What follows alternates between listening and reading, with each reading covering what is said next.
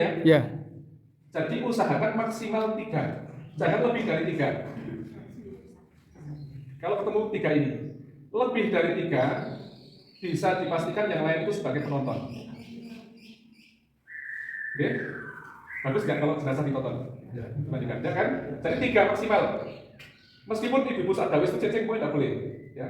Jadi maksimal 3. Oke? Oke, baik. Kalau yang tadi ini.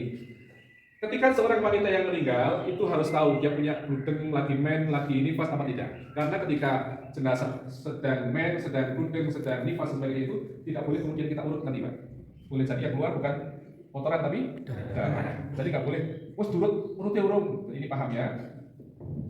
Kalau wanita harus gitu. Kemudian kalau ada luka-luka di tubuh jenazah harus betul-betul tadi siap. Ya itu tidak hanya alat tadi, juga mungkin ada plester dan sebagainya untuk menutup luka tadi. Baik, sudah.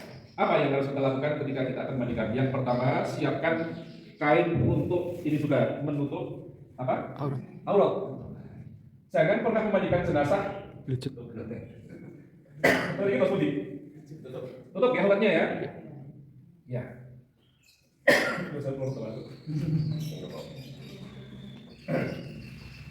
Jadi siapkan kain seperti ini aja, Bu. Mungkin kalau sekarang kan ibu aja nggak punya salib gitu. Sama sekarang. Jangan dulu. Oke. Kemudian kita buka. Ya. Ini sudah di atas kain. Ya. Yang selalu kalau wanita ya yang pasti semua arut di lalu ini tutupnya agak panjang ya. Nah, ini sudah. Kemudian pakaiannya kita lepas. Caranya melepas bagaimana? Kalau susah digunting aja. Guntingnya di bagian samping. Jangan di sini, kalau di sini kan harus membuka. Ya, di samping. Jadi buka di samping ini, kemudian dilepas. Nanti kalau misalnya akan mengambil yang sini-sini, itu ini diangkat. Saya akan bukan di sini ya, sama sini. Oke, ini akan diiringkan begini. Ditahan pakai perut gitu. Ya. Nanti bajunya diambil dari sini dilorong gitu. Oke, gitu. Oke. Sama juga yang sisi-sini sebaliknya begitu caranya.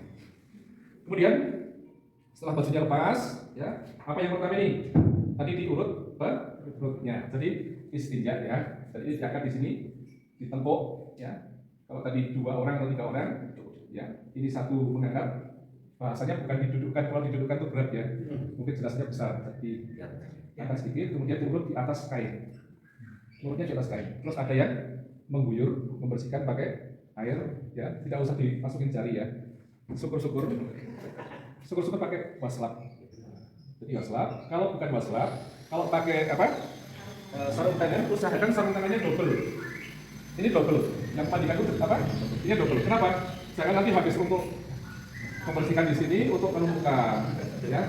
Jadi usahakan 2. Kalau sudah untuk istinja, yang satu dilepas, nanti bisa untuk itu ya. Tadi kalau pakai selang kan lebih enak ya, mungkin di apa? Di pakai. Sudah? Ya. Tadi nggak usah tanya ya. Tadi dilepasi nggak? Katanya pasti dilepasi ya. Sudah? Sudah istinja, sudah diurut, kemudian diwudukan. Ya. Jadi bahasanya mau diwudui, mau diwudukan, tapi lakukan wudu untuk jenazah itu. Ya. Wudu seperti wudunya orang sholat. Jadi mulai dari tangan kiri ya, kemudian apa? Ini ya, hidung dan kalau ini hidung dan mulut gimana? Caranya bersihkan. Ini pakai jari dimasukkan ini. Jadi gosokkan ke giginya. Ya. Hidung sama mulut, hidungnya dimasukin jari. Ya. Sampai bersih itu. Kemudian wajah, tangan kanan, tangan kiri, ya. Kemudian rambut dan telinga. Berapa kali rambut dan telinga? Berapa kali? Ini yang wudhu pimpin rambut dan telinga berapa kali? Saya 3 kali tadi. Jangan wudhu pimpin dulu. 1 kali. Jangan salah ya. Rambut dan telinga 1 kali.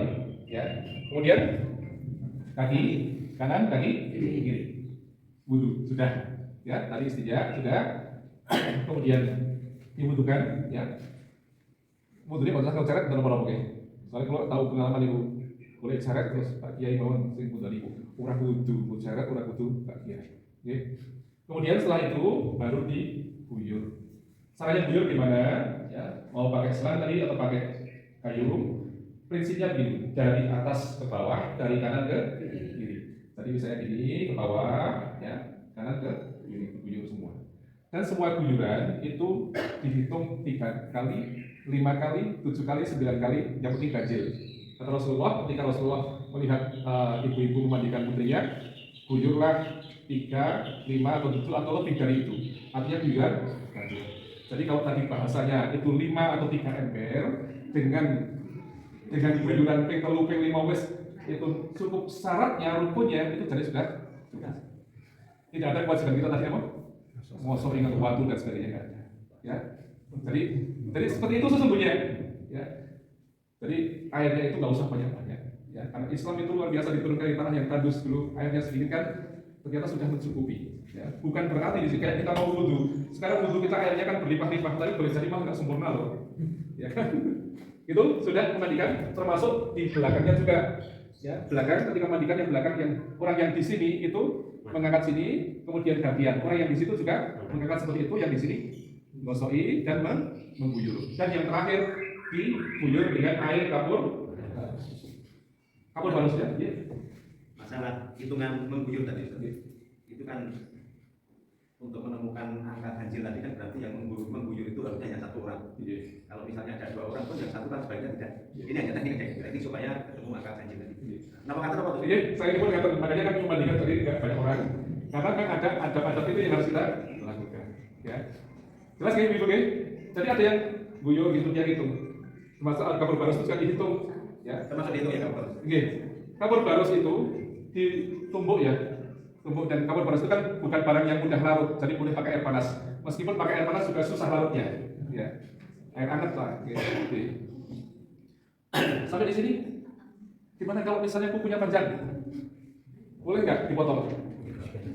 Boleh sih boleh, cuma nanti dikubur bersama ada jenazahnya, repot nggak? Singgotnya panjang juga nggak usah dicukur, nggak boleh.